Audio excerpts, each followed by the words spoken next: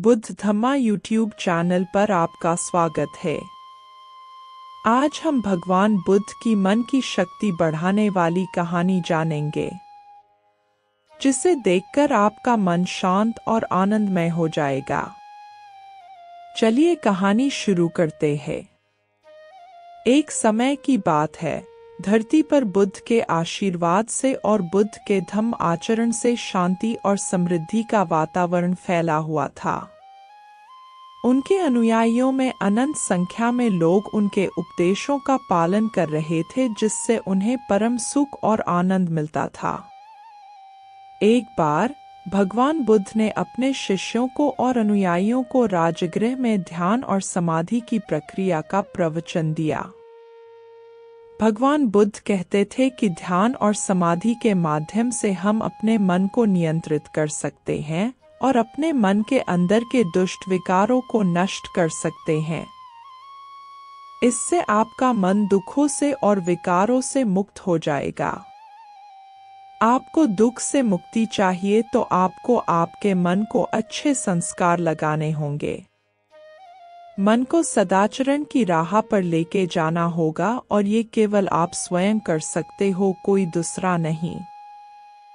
प्रवचन समाप्त होने के बाद एक शिष्य, जिसका नाम सुजीत था, वो भगवान बुद्ध के पास गया और बुद्ध से कहने लगा, भगवान, मुझे भी धम्म के राह पर चल के परमानंद प्राप्त करना है, दुखों से मुक्ति प्राप्त करनी है। लेकिन मुझे विचार आता है कि मैं कैसे शुरू करूं, इस प्रक्रिया को कैसे किया जाता है, इस प्रक्रिया को करने का सही तरीका क्या है। मेरा मन भटकता रहता है।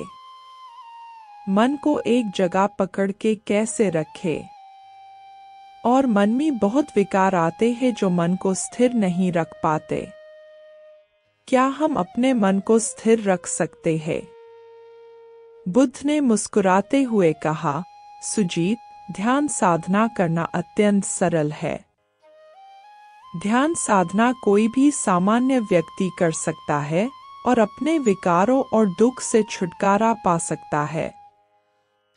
बस सबको धम्म के सदाचरण मार्ग पर चलना होगा। तुम ध्यान साधना को किसी भी स्थान और समय पर कर सकते हो। एक शांत स्थान इसके लिए अधिक उत्तम है, जहां कोई आपको विचलित न कर सके।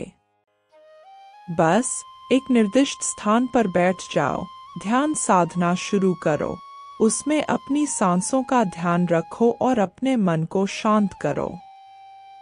आपको अपनी हर एक सांस को सिर्फ सजगता से, जागरूक रहकर उस पे ध्यान केंद्रित करना है।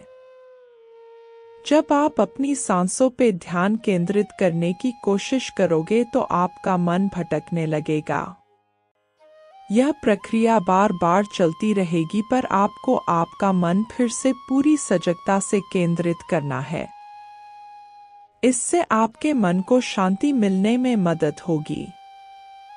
सुजीत ने बुद्ध के उपदेश का पालन करते हुए ध्यान साधना करना शुरू किया। उसने पहले अपनी सांसों का ध्यान रखा, अपनी सांसों पर मन केंद्रित किया। तब उसके मन में बुद्ध ने जैसे कहा वैसे विकार उत्पन्न होने लगे। सुजीत का मन भटकने लगा, पर सुजीत ने बुद्ध ने कहा था वैसे मन को केंद्रित किया, अपने मन को शांत किया। शुरुआत में उसके मन में विचारों का अव्यवस्थित संचार होता था, लेकिन धीरे धीरे वह अपने मन को नियंत्रित करने में सफल होता गया।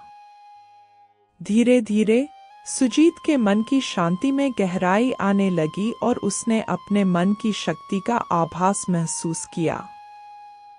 उसके चेहरे पर एक आनंदमय मुस्कान थी जो बताती थी कि वह अपने मन के साथ मिल गया था।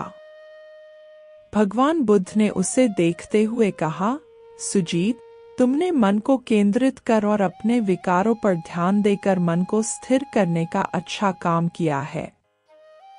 ध्यान साधना करने से तुम्हारे मन की शक्ति और ध्यान की क्षमता बढ़ी है।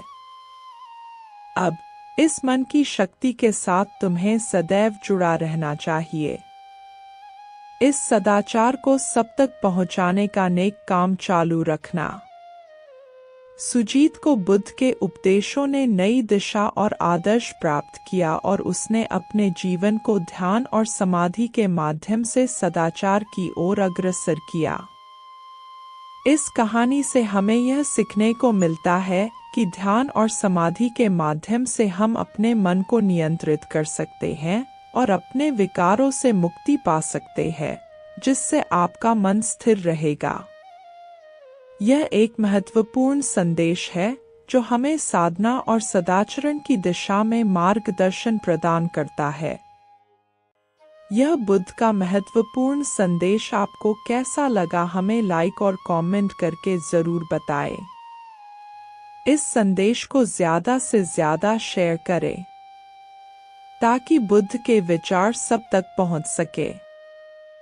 बुद्ध धम्मा चैनल को सब्सक्राइब करना ना भूलें। धन्यवाद।